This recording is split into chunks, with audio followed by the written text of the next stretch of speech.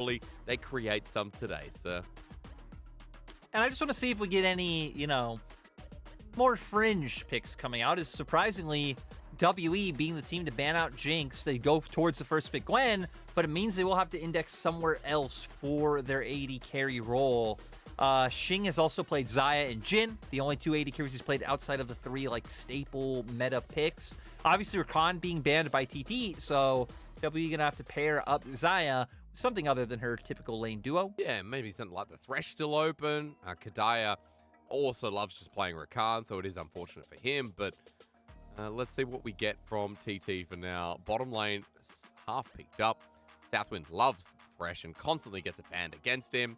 But jungle instead for Chieftain, okie dokie. And we know Chieftain's been someone who's liked to play very aggressively this split, so something that just suits him. It is his most played. And for TT, I'd kind of like to see them index into more range coming out in terms of their composition. You expect them to go to a hard engaged support, so it's really going to depend on their mid lane pick with the fact that they've already taken Gnar so early. Because for WE, I mean, the fact that they have Xayah just very good against dive champions, right? With the ultimate able to dodge out. You have Beishang there as well, and Gwen. Like, you do not want to be jumping into this composition. Yeah, feels pretty dangerous. So, getting rid of one part of it. On the other side, what else are we going to see? LeBlanc banned away from UCal, and UCal versus Xayah. I'm hoping we get something good in the mid lane, considering that these two should be focused on both the team. Like, Xayah has been popping off recently, actually got MVP, or at least was in the All-Pro team for week 7, I think. Yeah, he was. So, he pog. I gotta say, I really like the LeBlanc ban coming out from WE, because when we're talking about, like, kind of outranging them and whittling them down from afar, LeBlanc, obviously the perfect champion for being able to do that. Not too many things come to mind if they want something that gives them agency in mid. And they don't just want to go towards, you know, a Corki or an Orianna. We do still have things like Zoe up, which UCal has played this split. UCal's actually played a little bit of everything. Yeah. Has one game on so many different picks, so many different styles. But for TT here, again, I kind of expect them to go more towards their support option. Thresh is something that you highlight for the opposite side that, I mean, TT could go to. Gives them disengage with the Lantern, and of course having options for pick potential, turn potential to set up for your Lee Sin. 8 games played But from obviously, SouthWind, by the way. I was going to say the annoying thing could be, you know, the fact that Gwen on the opposite side, obviously the Xin Zhao coming out with his ultimate could be very hard to find those death sentences, but TT going to pick up the Tahm Kench, something that slipped my mind that actually still made it through, so nice by them. For WE, it's expected. They're going to go towards more hard engaged. They're going to be able to bring out the Leona here, and then looking at blind picks for Xayah, and with Ahri off the board, Rise, heck, we're kind of at like our tier 2, tier 3 options of mid laners. I hope so, because, dude, WE versus TT, both these teams are out of playoffs. I do not want to see standard drafts. I do not want to see, if I see a Victor lyric, I might lose it. I honestly have no idea what Xayah will go with in terms of this composition, because, again, Vex, Ahri, Rise, these are the types of things that would jump to my mind with the composition they have. The only other thing we've really seen Xayah play this split is his one game of Akali, but blind picking Akali can be quite rough. It looks like with nothing that does bring more, you know, all-in potential, they're just going to go to a very safe stock and standard mid laner in the Orianna. Okay, well, I don't know if that's worth losing it. I just have a what do you call it when you have something against someone? I have a predisposition towards Victor. A vendetta. Yeah, a vendetta. I think Victor... That sounds way cooler. Victor happens to be the most boring champion in the game. And I know that people talk about how well he trades, but honestly, watching a Victor, you know, just throw stuff out of his staff, like, I don't know, dude. Anyway, Akali. You just haven't seen good enough Victors, which is crazy because you cast the LPL, sir.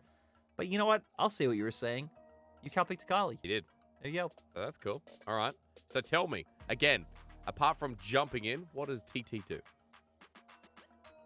For TT, I'm actually very curious to see how they're able to come out with this one. You know, early laning in mid and top can be quite rough.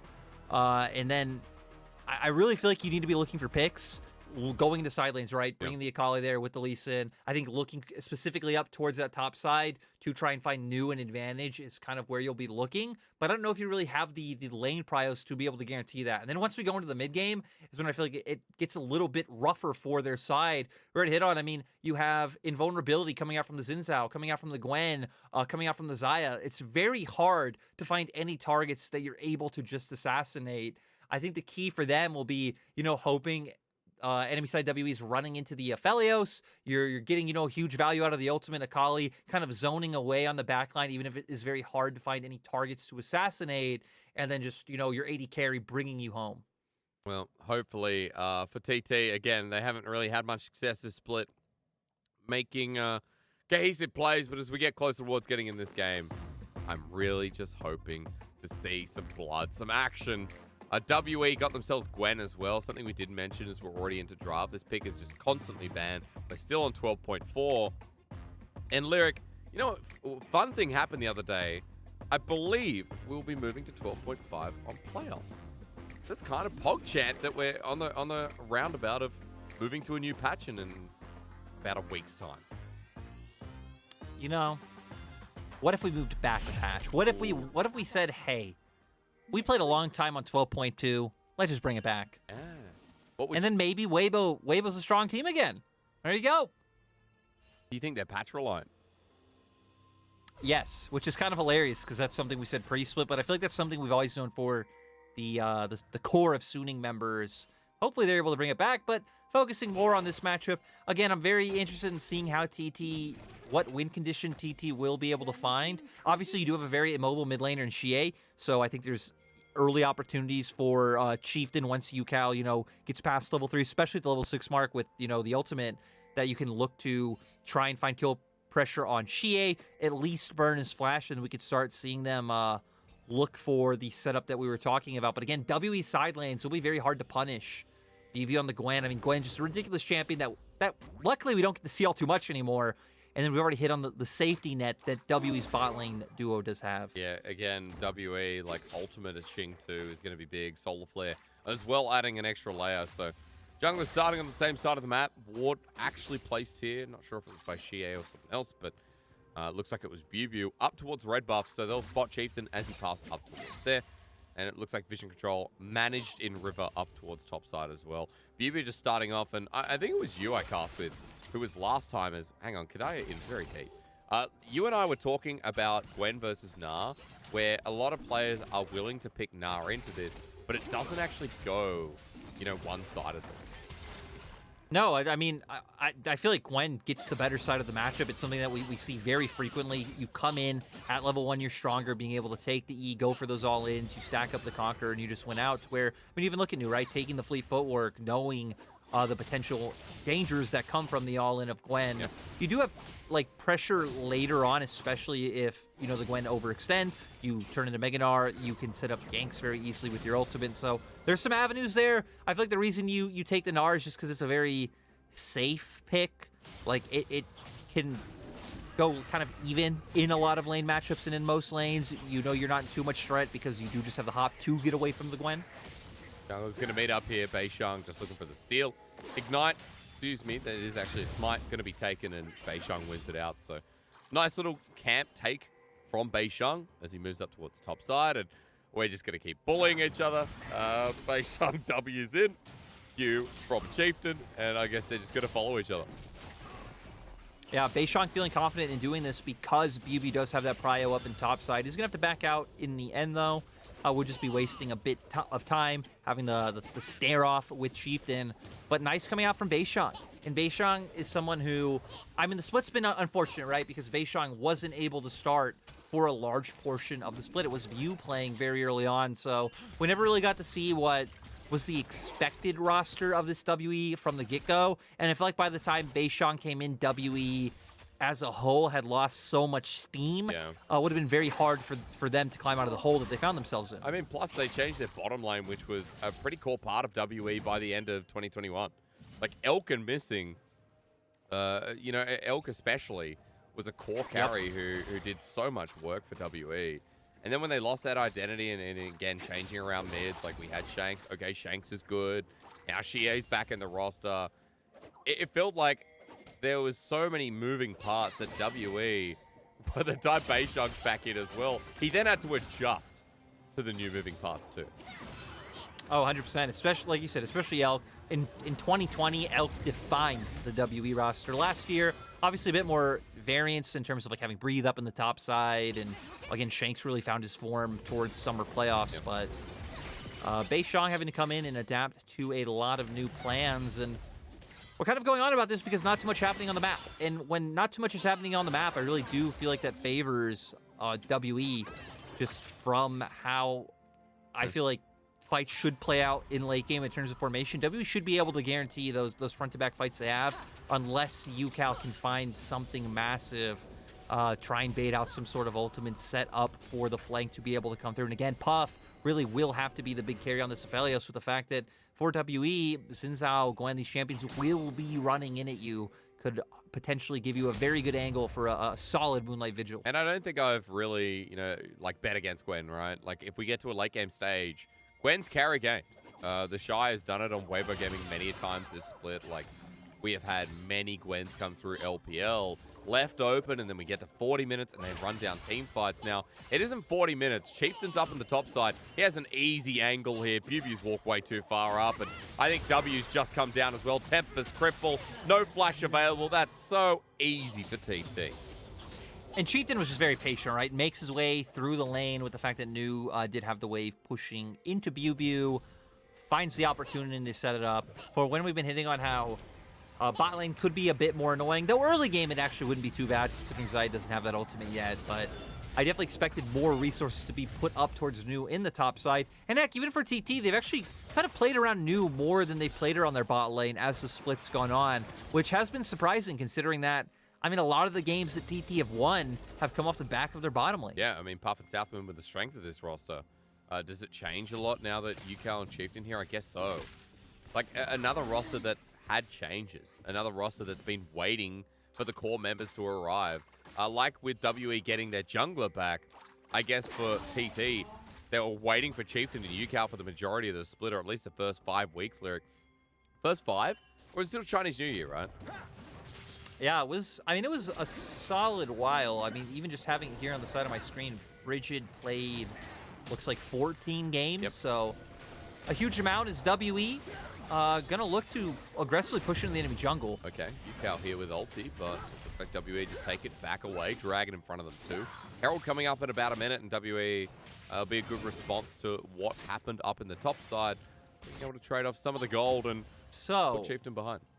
Sorry to interrupt you, but I have a question for you. Typically, you question me, when we're talking about games. But, so you kept calling Sion a fridge.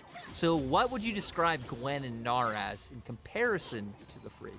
I guess they're like a microwave, right?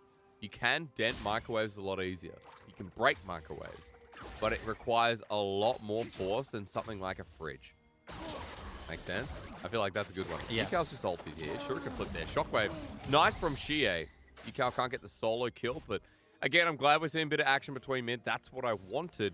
UCal and Xayah, known mid laners in the pro scene, and this is a matchup that, needs to spice things up. Now, Lyric, microwaves, remember, they can do a lot, but they can't do everything. I feel like maybe Gwen's more like a stove or an oven because once it gets hot, aka puts down the W and has ulti available, if you put your hand on it, you're just getting burned. That's true. But if you know what I mean? If you have your head in a microwave, you're gonna explode. So that's true actually. You're right. And remember that microwaves are also flexible. Gwen has an early laning phase when she probably shouldn't. I don't know if this is something we should. Oh, okay. Puff tries to find it, but there we go. That's the safety of the Xayah that we were talking about earlier. Maybe we have to tangent off of kitchenware, but Really no, we don't. No, we don't. So which would be worse than putting your hand in a microwave or a stove? I don't know. Definitely a stove. Yeah, definitely a stove. Because instant reaction, right? Especially a gas stove we're talking about. Well, also, microwaves can't run if the door's open. Or if the power point's undone. But also with the gas burner, okay. Ulti. Okay, it's ulti for ulti, but he flashes away. It was just for the Herald. Sonic Wave connects. UCal's over the wall. There's taken. And Chieftain doing a lot in the early game. UCal picks up one, and it looks like for TT this early game quite successful. I mean, TT found the pick, right? I mean, it's been hard to describe like how TT should be looking to win, right? We talked about mid jungle kind of mostly being that look, but I guess if we had to boil it down in essence, right? Pick would be a good way of describing Lee Sin and Akali and how those win conditions are meant to come online. They do have like a decent setup later on. You know, they have a front line in the Gnar, they have Peel coming out from the Tahm Kench, but just not as heavy, I think, of a front line and as much consistent damage as the side of WE does. So it's nice that they're kind of all inning on this Lee Sin pick to be able to find early game advantages. Heck, already 2,000 gold. Doesn't go out of nowhere. Yeah, and because Xayah was actually up in gold in CS before, but UCal's caught up. UCal's caught back up. 10 CS the difference now. Alternator picked up 2. That kill going to do a lot here for the Akali, and Chieftain picking up one of his own, showing his lead, his ferocity in this game. So for TT, that 2k gold also coming from the bot side too. Puff actually up CS. You were starting and alluding to the conversation before. When we started this split, we're like, hey, TT have Puff and SouthWind. They are a duo that are kind of like LWX and Crisp, even Light and Wandy, right? That look have a lot of Puff and Southwind are like me and you. You just can't imagine them apart, but when they're together, they are extremely insane in everything they do, you know, barring the IG years. Let's forget about those. Okay. But, you know, for the spotlight specifically in this game, right? I mean, Aphelios, Tahm Kench definitely winning 2v2 up against Xayah and the Leona.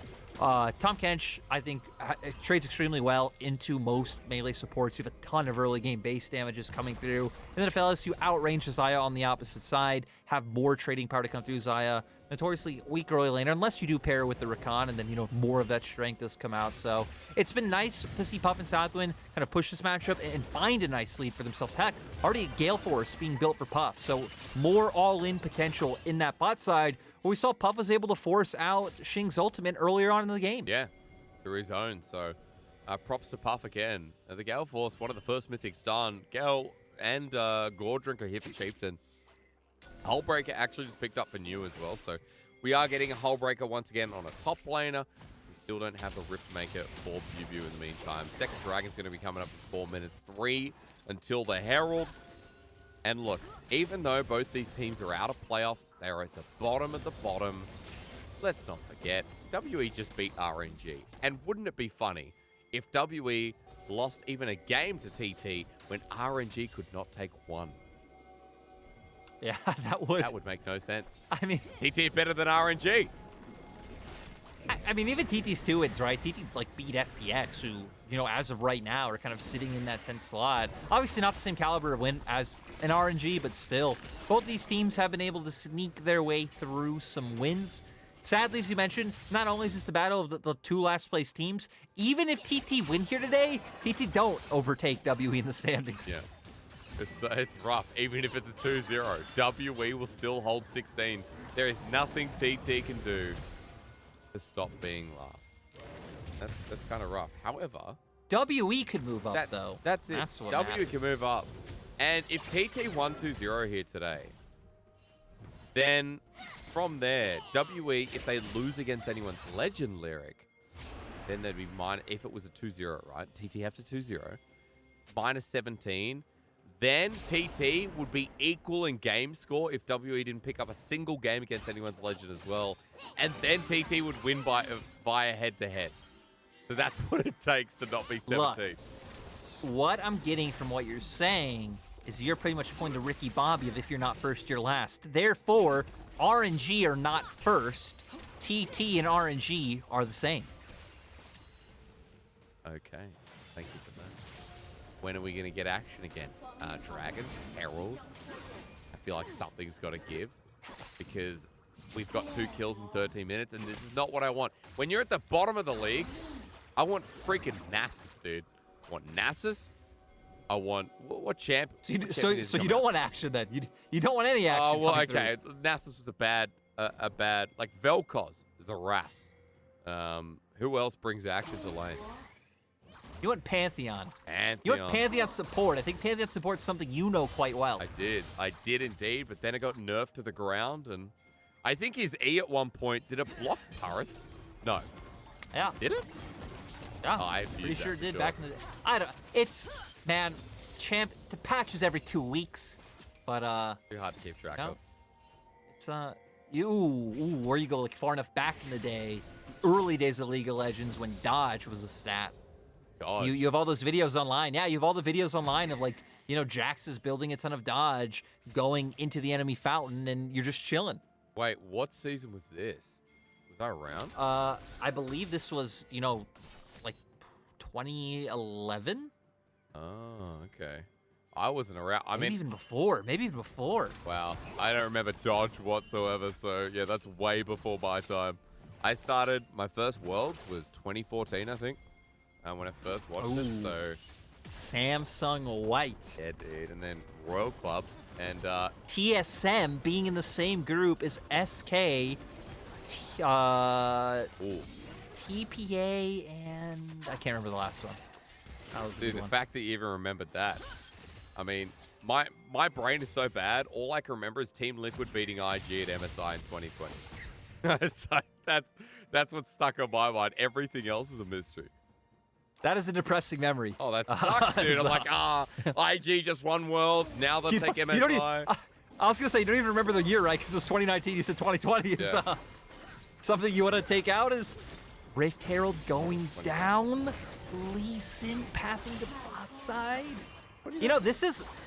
It was 2019. 2019 was a... No. 2019 is when they won Worlds, but 2020 is when they lost MSI, wasn't it? No. 2020 didn't have an MSI. 2020 had MSC, where Top Esports won. You know how I know? Because me and you were there. Oh, yeah, we were. Hey, nice old. Actually, I wasn't there. I didn't do the event. You guys did, but... Yeah, MSC was actually good. I was talking to a couple of viewers the other day as Knockup comes through. TT gonna dive this. We finally get some action. Exhaust down and Gwen ulti matters not. SouthWind nicely done. Again, the strength of the bottom lane of TT. They're ramping it up. And we're getting a bit more blood and some turrets dropping too. Yep, we are cross-mapping here for the side of WE. They guarantee mid-turret. Doesn't look like they'll be able to get top in one go, but Xayah gonna get a second charge on this, so even if WE don't pick up 2 turrets, which they might now with Beishong and Kedaya heading over, nice cross-map coming out from them with Yukon. Oh, he's in. Yeah, he's in all the way. Shuriken Flip doesn't connect though.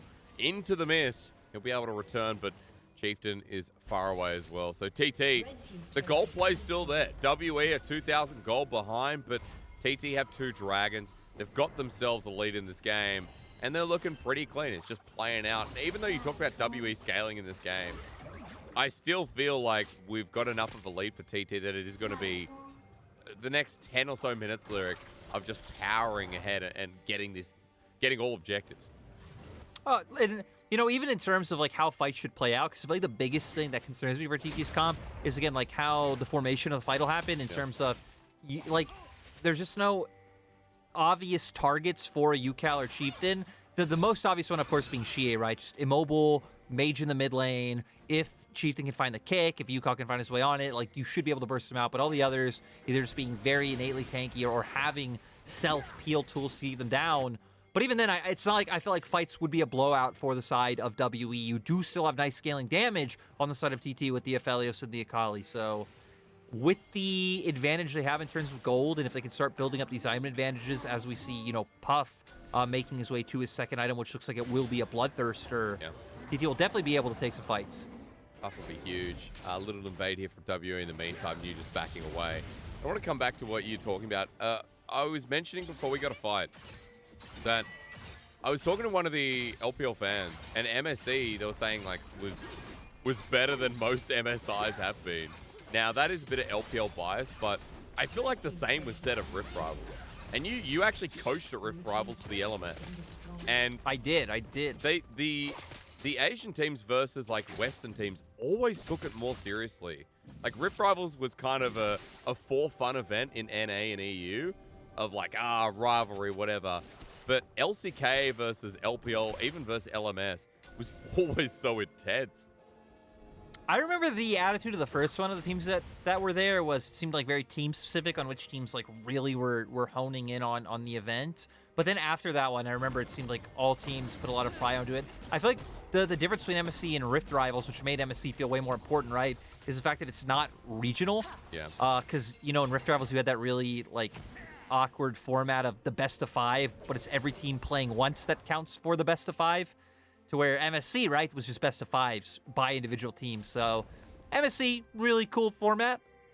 Rest in peace, as we only did have you once. True. You know what we need? We need an MSC for the middle and lower tier teams. I miss IEMs. Oh, yeah? And a lot of people didn't like IEMs because, you know, top teams stopped going because, of course, like, you want a break. You want an offseason. You just did Worlds and MSI and all that.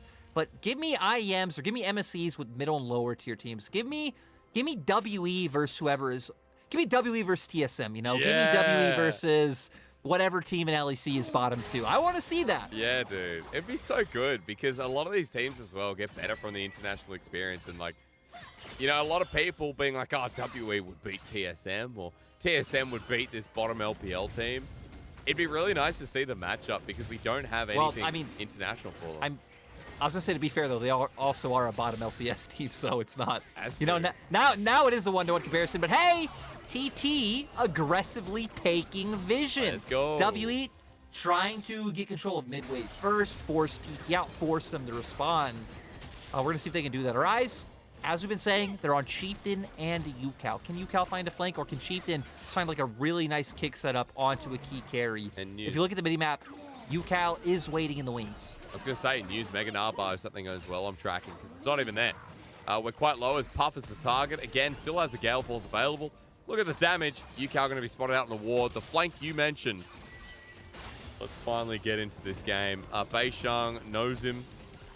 Knows he's spotted out in a ward, I should say.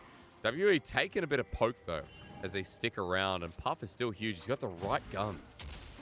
TT's still with the And it gold.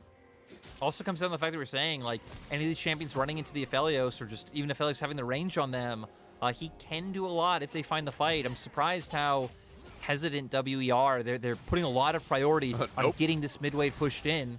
And the minion wave, even as it channels across, I mean, New's about to go mega, and they just absolutely get pushed off the dragon.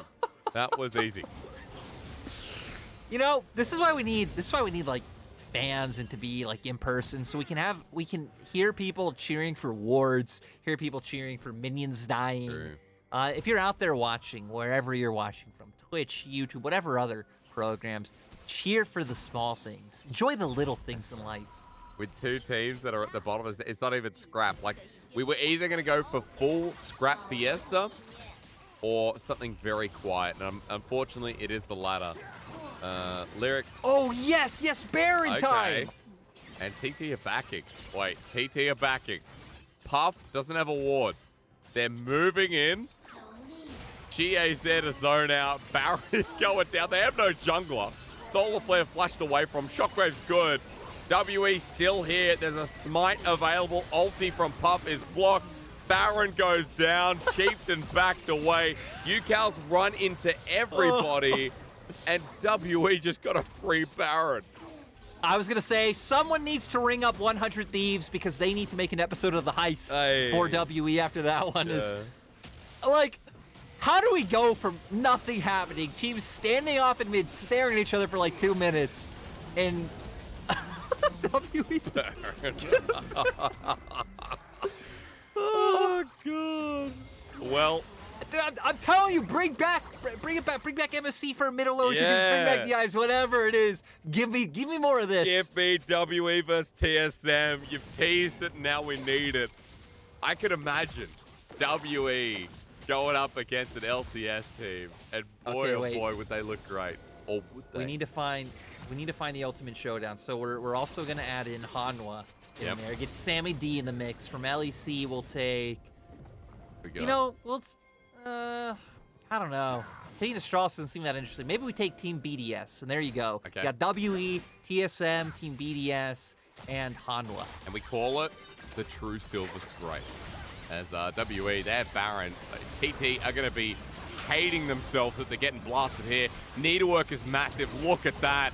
The Gnar ulti late. Everyone on his team is dead. New gets rooted in. The Blade Caller beautiful. WE, when it comes to the mid game, this team looks so much better. Well, it's just crazy how nothing happens. TT are winning in the early game, and after this one Baron, action just explodes for WE. Heck, they're gonna end the game. Okay. This game is actually just gonna be over. You're joking. The dead timers are so long. I don't want to be rude, What Lyric, is this? but What is this? these two teams are at the bottom, and it is very apparent as to, especially TT here in Game 1, why they are. I don't know how this is over, but folks, there's your Game 1. Let's get a 3-game series. What was this? Like this game actually just made no sense on any level.